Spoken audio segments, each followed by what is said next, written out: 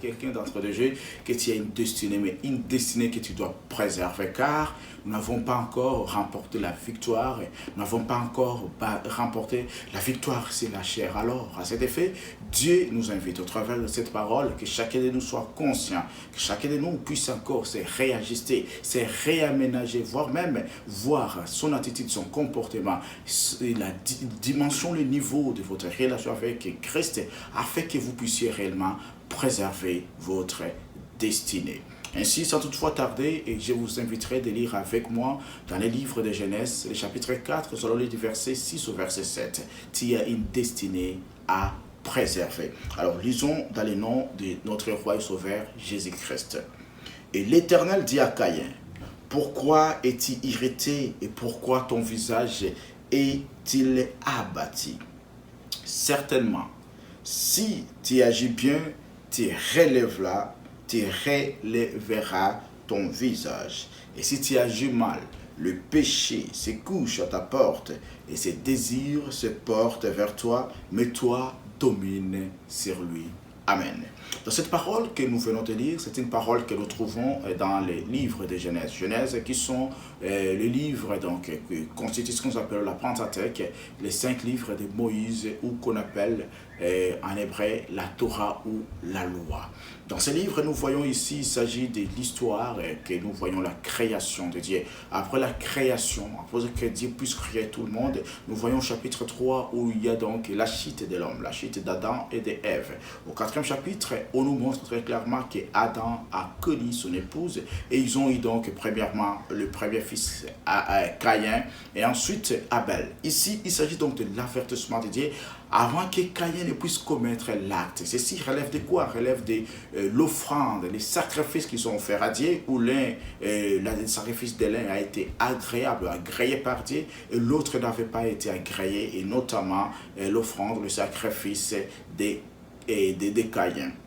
Ici, nous voyons donc très clairement qu'il est irrité. Pourquoi? Parce que son offrande, son sacrifice n'avait pas été agréé. Et Dieu qui lui donne donc cet avertissement, lui disant que bien que ça n'a pas été agréé, mais tu as une destinée devant toi, une destinée que tu dois préserver. Tu as une relation. Et ensuite, il lui dit que si cela n'avait pas été fait pour la première fois, mais la seconde fois, il y a une seconde chance que je t'offre. Il y a encore une possibilité que tu dois exploiter, que tu dois également comprendre. Ainsi donc, au travers de ces paroles, nous voyons très clairement que dans cette parole, lorsque nous voyons surtout les versets 7 dont nous allons lire, il y a les mots péché qui entourent surtout ces versets. Et c'est bon, nous allons l'exploiter, nous allons essayer un peu de les comprendre au travers des différents sens qui sont cachés dans ce péché, dans ce mot plutôt, pour que nous puissions également avoir une idée précise face à notre destinée. Alors, quand nous regardons, premièrement, commençons par Caïn. Lorsque nous parlons de Caïn ici, il y a d'abord des personnages que nous voyons. Il y a des personnages. Il y a Caïn et son frère Abel.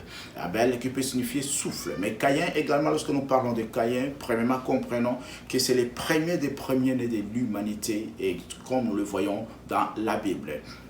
Et deuxièmement, donc, Caïn, il s'agit d'un portrait donc d'un incroyant, un portrait de quelqu'un qui croit être en Dieu, mais qui n'a jamais été en Dieu. Quelqu'un de celui dont le cœur est détourné, dont ses pensées sont loin de Dieu. Et c'est l'apôtre Paul le montre très bien dans Éphésiens 4,16, nous montrant que ce sont des gens dont l'intelligence est obscurcie par l'ignorance de la vérité et de la connaissance réelle de Dieu. Troisièmement, nous voyons que son activité ici, c'était les champs. Donc, il a hérité l'activité de son père. C'est un laboureur.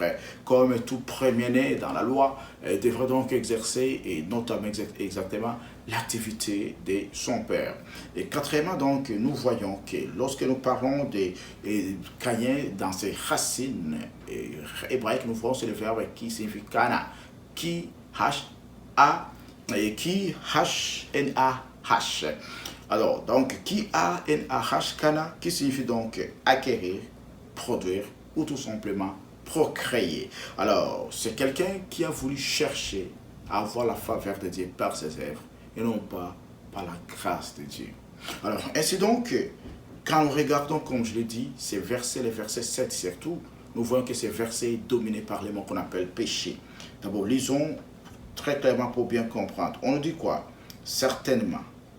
Et si tu agis mal, les péchés se couchent à ta porte et ses désirs se portent vers toi. Mais toi, domine sur lui. À peu près 2 ou 3 places qu'on nous parle du péché. Pourquoi? Lorsqu'il y a la récurrence des mots, nous ne cessons de le dire, c'est parce qu'il y a une importance qui s'y rattache. Il y a une réalité, une vérité que Dieu veut nous faire parler, nous faire découvrir également. Alors, lorsque nous parlons ici, d'abord, premièrement, j'aimerais parler surtout de certaines réalités, certaines vérités à apprendre, c'est aussi c'est mon péché.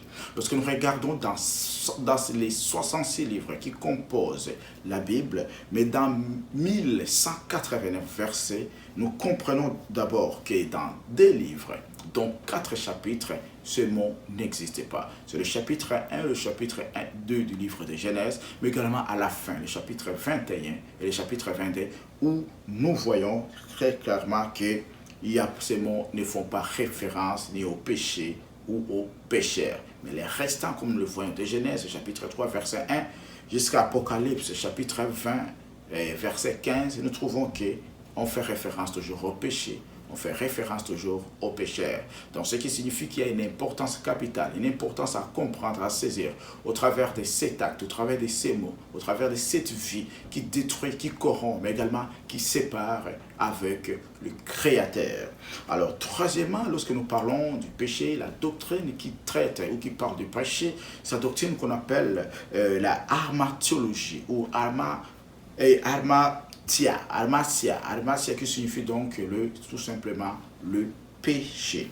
Alors, troisièmement, la troisième réalité à comprendre, et qui est d'abord, premièrement, ce que nous devons savoir dans cette troisième réalité, cette troisième vérité, est que le péché est une réalité complexe. Une réalité complexe qui se traitera par plusieurs facettes et surtout dont la nature est pluridimensionnelle. Donc la nature du péché est à plusieurs dimensions, mais également une réalité qui soit complexe. À travers de cela, ceci nous amène à parler surtout, comprendre cette vérité, nous amène à parler de 10 définitions, 10 sens cachés dans les mots péché, aussi dans l'hébreu que dans les grecs, dans l'Ancien Testament, que dans les Nouveaux Testaments également.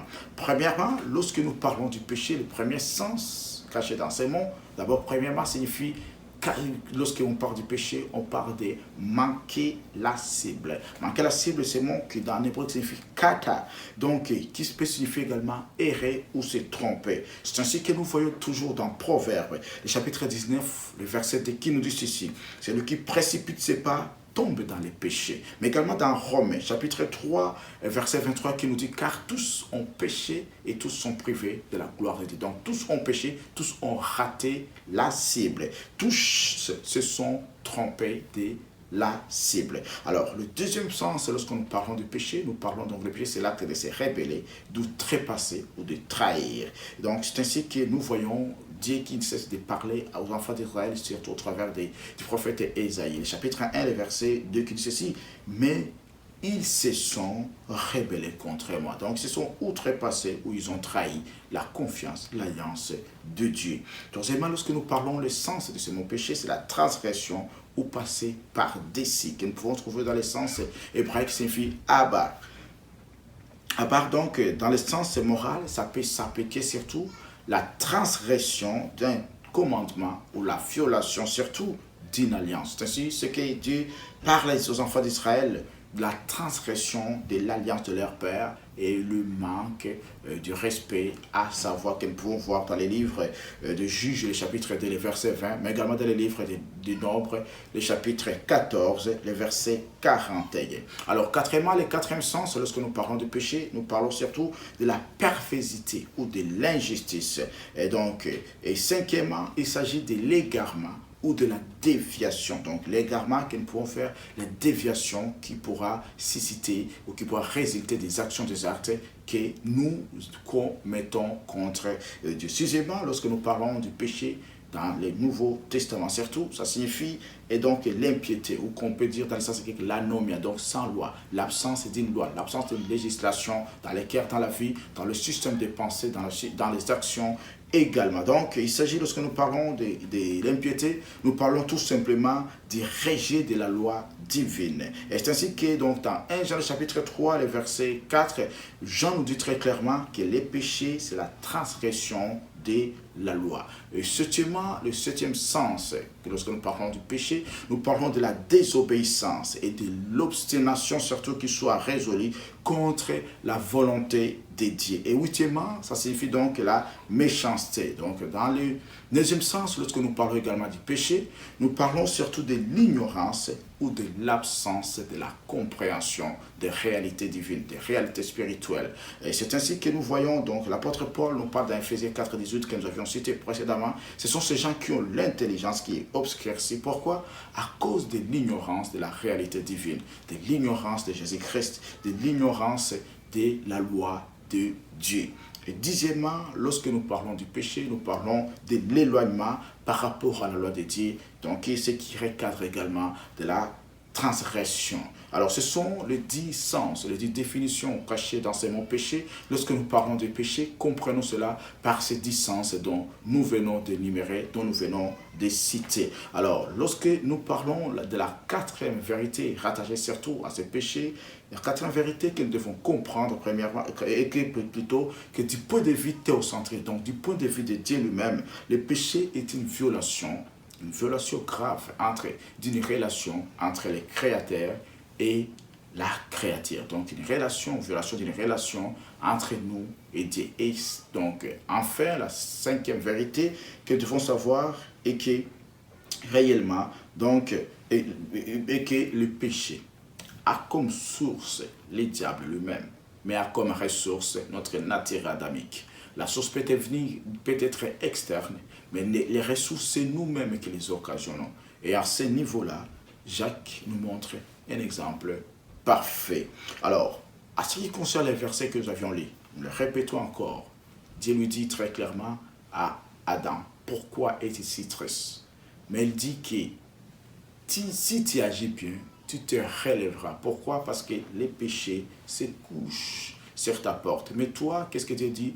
Domine-la. En comprenant par ce septième verset du chapitre 4 du livre de Genèse, comprenons surtout certaines réalités que nous devons comprendre face à la destinée que nous devons préserver. Nous avions parlé que le thème de notre message s'intitule « Où il y a une destinée à préserver ». J'ai une destinée à préserver. Nous avons toute une destinée à préserver, chers bien-aimés. Il est très important, il est très crucial de connaître surtout ce qui entoure, les dangers qui nous guettent, les dangers qui nous entourent, afin que réellement nous puissions demeurer dans cette présence, dans cette puissance, mais également et surtout dans une relation qui soit profonde avec le Créateur. Alors, lorsque nous parlons surtout de ces trois vérités à comprendre très importantes qui concernent notre destinée. Lorsque nous parlons de la destinée, nous parlons surtout d'une destination. Une destination prévue pour nous. Une destination que Dieu a prévue pour chacun de nous. Mais également, nous parlons surtout des objectifs. Nous parlons des finalités que nous devons avoir en amont, que nous devons également avoir en aval. Les finalités du départ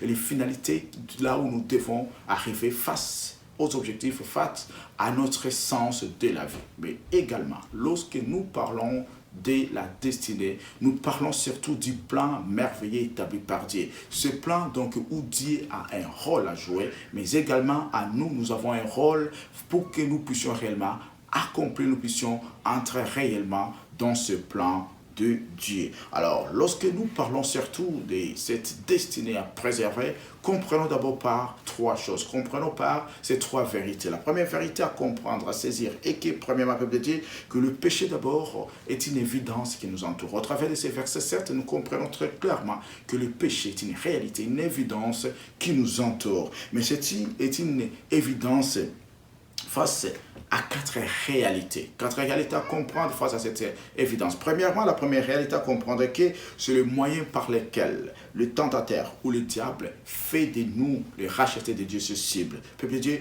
vous êtes la cible de Dieu. Pourquoi? Parce que vous appartenez à Dieu. Mais la manière, le piège que le tentateur mettra sur toi, ça sera au travers du péché. Mais deuxièmement, la deuxième réalité à comprendre, c'est le moyen par lequel notre nature est affaiblie. Notre nature perd surtout la relation avec le Créateur. La troisième réalité à comprendre, c'est tout qui se rattache à cette vérité, et que, peuple de Dieu, la voie par laquelle notre relation est atteinte, surtout négativement, c'est par le péché. Ainsi, Jacques nous montre très clairement dans Jacques le chapitre 1, le verset 14 jusqu'au verset 15, qui nous dit ceci, nous lisons, et on nous dit ceci, nous allons lire dans le nom de notre roi Sauveur Jésus-Christ. On nous dit ceci, Jacques, verset 14, Jacques chapitre 4, verset 14 jusqu'à 15, qui dit ceci. Mais chacun est tenté parce qu'il est attiré et amorcé par sa propre convoitise. Verset 15. Puis la convoitise, lorsqu'elle est conçue, enfante le péché. Et le péché étant consommé, produit la mort. Et la version, surtout, la Bible du Seigneur qui dit, lorsque le péché arrive à la perfection ou arrive à la maturité, à sa maturation, elle produit la mort. Ainsi donc, ici, des réalités à comprendre et que, aussi, quatrièmement, le péché surtout, le péché imprègne toutes ou tous les aspects de l'existence qui constituent surtout la vie de notre et le péché plutôt imprègne tous les aspects de notre vie. Et cela donc crée des conséquences d'une nature aussi, d'une façon plutôt qui soit négative. Alors, deuxièmement, la deuxième chose à comprendre, peuple de Dieu, face à ces versets que nous avions lus, est que la nouvelle naissance n'est pas une immunité contre le péché. Mais par contre, c'est une évidence selon laquelle tout péché est invincible. C'est une évidence selon laquelle que nous avons le pouvoir, nous avons la possibilité de vaincre le péché. Lorsque Dieu parle à Caïn, lui montre très clairement que tu n'es pas immunisé contre le péché. Car le péché fait les tapis, le péché se couche sur ta porte. Mais par contre, tu as la capacité, tu as la possibilité, tu as le pouvoir, tu as la force de vaincre. C'est une réalité qui doit être vaincue au travers de toi, par tes efforts propres à toi. Alors ceci donc, ce qui veut dire que nous avons la possibilité soit de refouler le mal, la méchanceté, la désobéissance, les péchés, la transgression, la rébellion, ou soit nous avons cette possibilité de les faire introniser dans notre vie. Nous savons très clairement, lorsqu'on l'intronise, il y a toujours des conséquences que nous voyons. À partir du verset 8, là, nous voyons la colère est entrée dans Caïn, et ce qu'il a fait, c'était vraiment déplorable de la part de son frère. Ainsi donc, ici, la troisième chose que nous devons comprendre surtout est que face à notre destinée, chacun de nous a des possibilités. Dieu présente des possibilités devant de nous. La première possibilité surtout, c'est cette possibilité qui nous introduit dans une réelle destinée. Et la deuxième possibilité, c'est celle vraiment qui nous relègue loin de la destinée de Dieu, mais dans une destinée qui soit négative. Alors chacun de nous a cette possibilité. Quelle est ta possibilité face à ce que Dieu t'offre? C'est la question que tu dois te demander. La possibilité, le choix que tu feras face aux possibilités qui s'offrent à toi, soit te fera entrer dans la destinée ou te mettra loin de la face de Dieu. Alors, dans la première possibilité, parlons de la première possibilité. La première possibilité, peuple de Dieu, c'est une possibilité que Dieu nous offre au travers d'un avertissement. Mais par cet avertissement, Dieu nous offre quatre choses, quatre réalités que nous devons surtout comprendre. La première chose, lorsque Dieu nous offre cette possibilité, premièrement, Dieu commence par une information. Dieu commence par une information montrant que les péchés se couvrent sur ta porte. Tu dois comprendre que c'est une évidence qui t'entoure. Tu dois comprendre que ta nature n'est pas immunisée contre le péché, mais tu dois également, je t'informe que tu as la capacité de vaincre le mal, tu as la capacité de vaincre la méchanceté, tu as la capacité de vaincre toutes ces situations qui te poussent, qui te ramènent à l'obéissance, qui te ramènent surtout à ne plus obéir à ma voix. C'est la première information que Dieu, c'est l'information que Dieu nous donne au travers de ces principes, au travers de cette possibilité. Mais deuxièmement, Dieu également nous appelle à un positionnement, à une position. Tu dois te positionner face à ta destinée.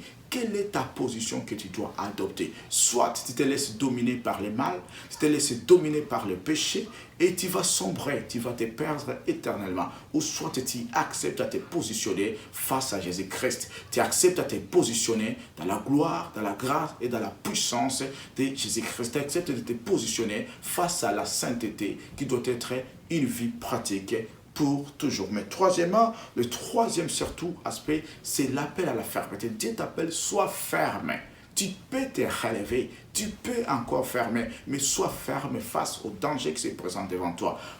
Sois ferme face à l'évidence qui t'entoure. Sois ferme face aux réalités qui t'entourent également. Mais quatrièmement également, c'est un appel à un réajustement.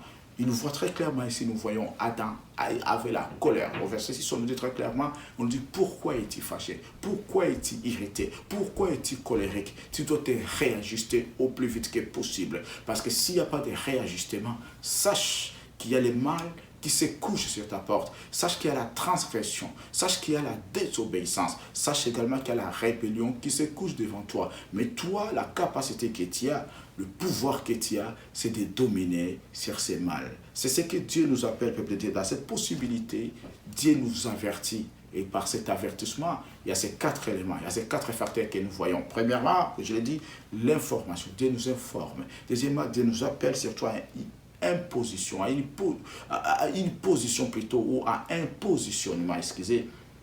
Et deuxièmement, Dieu nous appelle à une fermeté, mais quatrièmement, à un réajustement, surtout qu'il soit spirituel.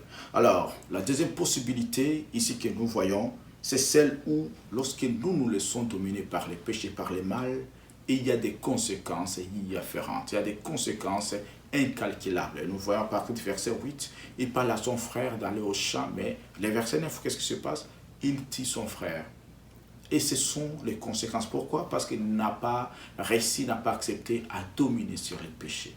Et lorsque vous ne réussirez pas à dominer, peuple de Dieu, sur le péché, lorsque vous ne réussirez pas à dominer surtout sur le mal, lorsque vous ne réussirez pas à dominer sur cette voie qui vous pousse à vous rebeller de Dieu, sachez très clairement qu'il y aura toujours des conséquences. Et ces conséquences ne sont pas bonnes, ne sont pas avantageuses pour votre destinée. Alors, face à votre destinée, vous devez le préserver au travers de la possibilité que Dieu vous offre, au travers de la chance, de la grâce, de la puissance, de l'amour que Dieu déverse dans votre vie, au travers de notre roi et sauveur et Seigneur Jésus-Christ. Alors, quatrièmement, la quatrième vérité à comprendre est que l'origine de tout péché, comme je l'ai dit, est externe. Mais les conséquences sont toujours internes. C'est nous qui vivons les conséquences. Pourquoi? Dieu dit qu'il se couche, il n'est pas encore en toi.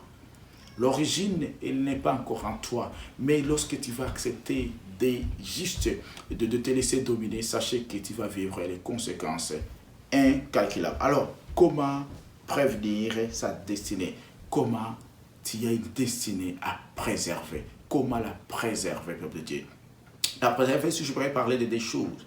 La Bible nous montre très clairement, peuple de Dieu, que la première chose à laquelle nous devons faire pour préserver notre destinée, pour préserver notre relation, d'abord, premièrement, c'est à travers des pensées. Nous voyons que les pensées qui étaient à Caïn, peuple de Dieu, ce sont des pensées qui l'ont poussé à faire du mal. Ce sont des pensées qui l'ont poussé à se rebeller. Ce sont des pensées qui l'ont poussé, peuple de Dieu, à désobéir à la loi de Dieu.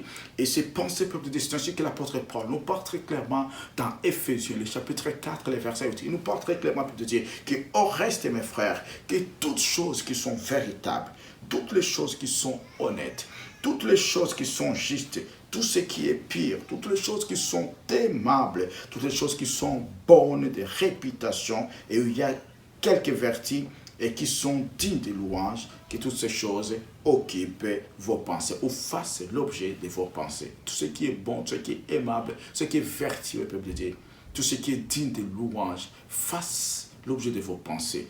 Regardez calmement, qu'est-ce que serait votre pensée?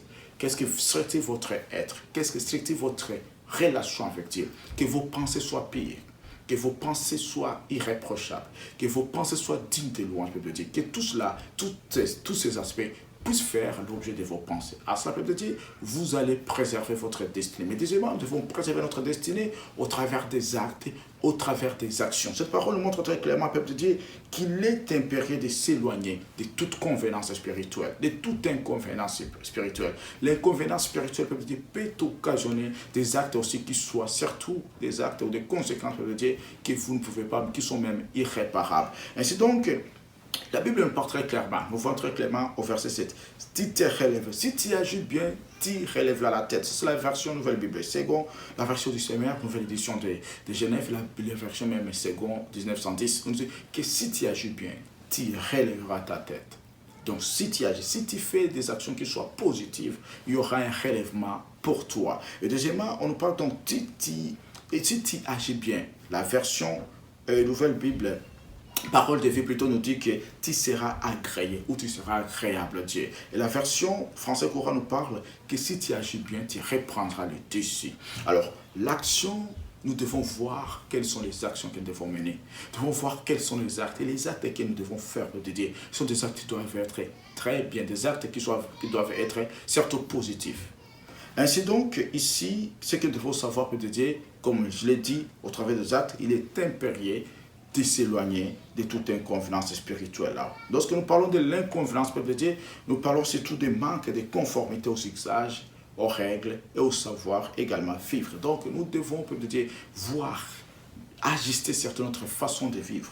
Nous devons agir surtout notre règle d'usage, peuple de Dieu. Nous devons voir qu'est-ce qui est nécessaire. Mais deuxièmement également, nous devons avoir un caractère convenable de ce que nous devons faire par rapport à ce que nous devons dire également. Un caractère doit être convenable, qui doit s'inscrire surtout dans la volonté parfaite de Dieu. Et troisièmement, surtout, nos propos, notre façon de dire, notre façon d'agir, notre façon d'être également, doit surtout se conformer dans la grâce de Dieu, mais également surtout veiller à ce que nous ne puissions pas avoir ce qu'on appelle les défauts des convenances, les défauts dans la manière de vivre, les défauts dans la façon de vivre. Alors, que vos actes, que vos pensées, et surtout, soient vraiment conformes à la vérité de Dieu, soient réprochables, soient pires, dignes de louange, dignes de la gloire et de la grâce de Dieu. Alors, j'aimerais parler à quelqu'un qui a une destinée à préserver. Préserve-le au travers de ce que tu fais. Préserve-le au travers de tes actions. Préserve-la plutôt au travers de tes actes. Et préserve-la, peuple de Dieu, au travers surtout de ta relation avec Dieu. Obéis à la voix de Dieu. Marche selon ce que Dieu dit. Fais ce que Dieu te recommande de faire. Mais également, suis sa parole. Cette parole est esprit et vie. C'est ta parole est le moyen, peuple de Dieu, par excellence, de préserver ta destinée. Cette parole est une force aussi puissante, est une force aussi grande qui te permettra surtout de rester en contact, en relation avec Dieu. C'est ainsi que Dieu dit que avec Josué, que si, peuple de Dieu, tu obéis, si tu suis ta parole, si tu la lis, tu la médites chaque jour, et tu appliques ce qui est dedans, peuple de Dieu, tu vas prospérer et tu vas réussir dans tout ce que tu entreprendras, mais également la destinée positive avec Christ sera devant toi. Alors, je voudrais te dire, très bien aimé, tu as une destinée à préserver. Préserve-les en s'éloignant du mal. Préserve-les en s'éloignant du péché. Préserve-les en regardant, peuple de Dieu, les actes et les actions que tu fais. Préserve-la surtout au regard de ce qui est important, de ce qui est nécessaire, que Christ te recommande. Merci beaucoup à vous tous qui avez été connectés au Centre évangélique Completed. Que la grâce, la gloire, l'amour de Dieu, notre roi et sauveur, soit votre partage. Merci, on se revoit très bientôt par la grâce de Dieu. Agréable journée dominicale à vous tous, dans vos foyers, dans vos maisons, dans vos familles, et que la paix, la grâce, l'amour de notre roi sauveur Jésus-Christ règne à vous. Merci beaucoup, à très bientôt, bye.